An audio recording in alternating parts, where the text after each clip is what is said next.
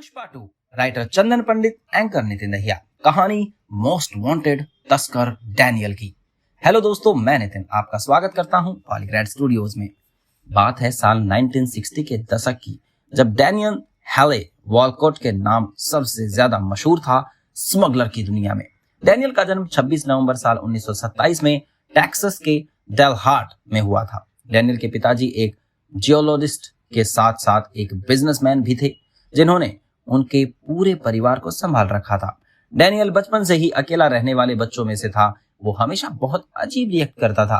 वो कभी खुद को किसी जज का बेटा बता देता था, तो कभी अपने पिता का नाम ऑलिवर वॉलकॉट बता देता था, जिसने यूएस की इंडिपेंडेंस की एग्रीमेंट साइन की थी।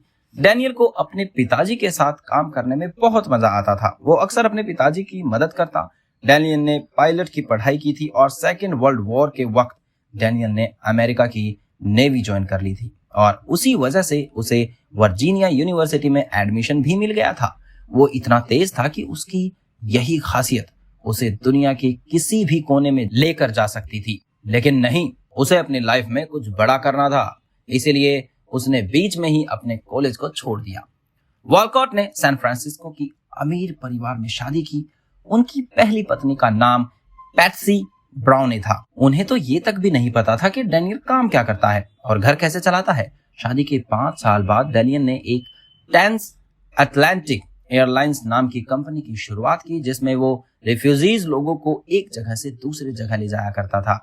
वो यूएस के एक्सोटिक जानवर को भी इधर से उधर लेता था, जिसके कारण उसने अपना नया रास्ता बनाया स्मगलिंग का। उसने धीरे धीरे अपने पांव पसारे और अब इंडिया में भी वो स्मगलिंग करना शुरू कर चुका है। और बात है साल 1962 की। डैनियल की ट्रांस अटलांटिक एयरलाइंस ने इंडिया के एयर इंडिया से एक कॉन्ट्रैक्ट जीता था, जिसमें उसका प्लेन इंडिया के रेलवे हब से अफगानिस्तान और अफगानिस्तान से इंडिया वापस लाने जाने के लिए कार्गोस को उड़वा रहा था।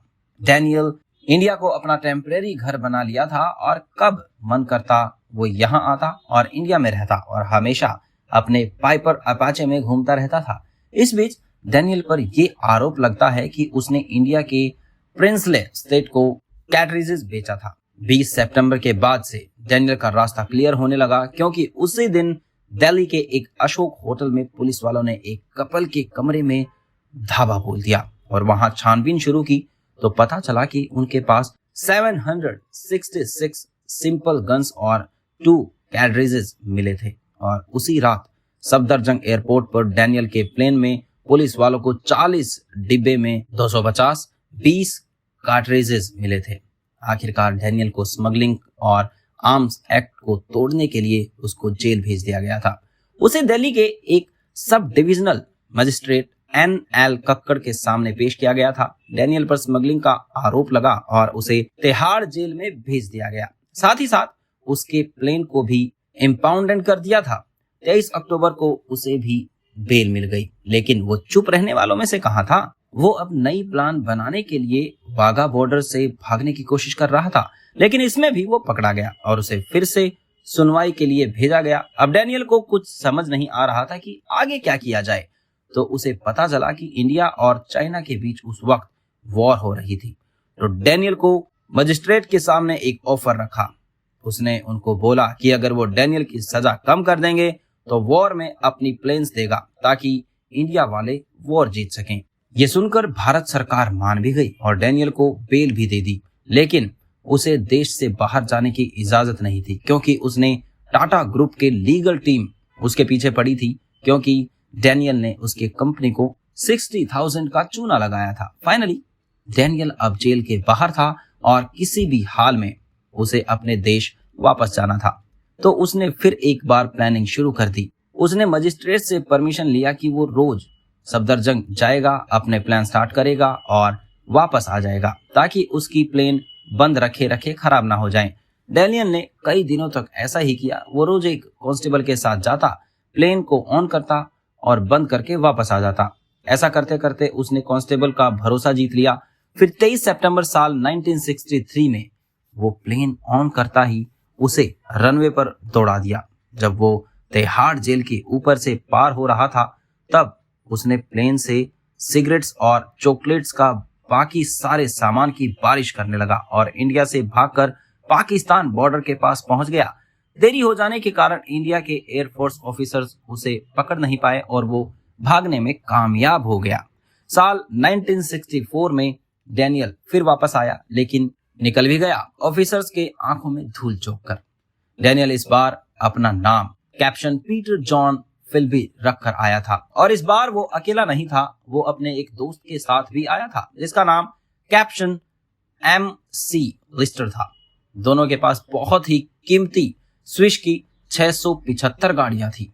उसका मकसद इंडिया आने का नहीं था, उसका प्लेन क्रैश कर गया था, इसीलिए वो इंडिया में लैंड किया, वरना उसे पाकिस्तान से ईरान जाना था। जब ऑफिसर्स ने उसे पकड़ा तो उसने बताया कि वो अमृतसर से ही आ रहा है और अपना रास्ता भूल गया था। उसने इतना कहते ही वहां से सबकी आंखों में धूल झोंक कर चला गया।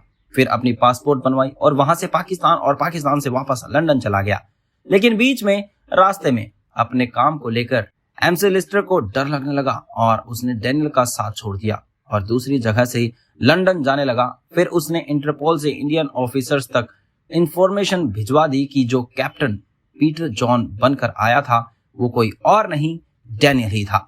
पुलिस वालों ने इतना सुनते ही MC लिस्टर को हिरासत में लिया और उससे पूछताछ शुरू कर दी। पुलिस वालों ने डैनियल की फोटो हर जगह सर्कुलेट करवा दी, मगर इसका भी कोई फायदा नहीं हुआ और डैनियल भागने में कामयाब रहा। डैनियल इसके बाद भी स्मगलिंग करता रहा। वो लगातार 2 बार इंडियन ऑफिसर्स की आंखों में धूल झोंक चुका था और इससे वो ओवर कॉन्फिडेंस से भर गया था। साल 1966 में जब वो श्रीलंका आया था डायमंड्स के स्मगलिंग के लिए, तो वो इस वक्त बच नहीं पाया। उसे फौरन गिरफ्तार किया गया और उसे इस बार 7 साल की सजा सुनाई गई। डैनियल के कोर्ट से अपील की ताकि सजा कम हो जाए, मगर कोर्ट ने इससे साफ इनकार कर दिया। डैनियल जेल में सबसे कहता था कि वो एक CIA एजेंट है और उन्हीं के लिए काम भी करता है। जब ये बात CIA को पता चली तो उन्होंने ये बात फौरन झुठला दी और आखिरकार डैनियल को अपनी सजा पूरी करनी ही पड़ी। जेल से छूटने के बाद वो वापस लंदन चला गया और वहां पर ड्रग्स का काम शुरू कर दिया। इसकी ये काम अच्छी ही चल रही थी कि साल 2000 में डैनियल को गोली मारकर इसका मर्डर कर दिया। तो ये कहानी आपको कैसी लगी हमें कमेंट करके जरूर बताएं। धन्यवाद।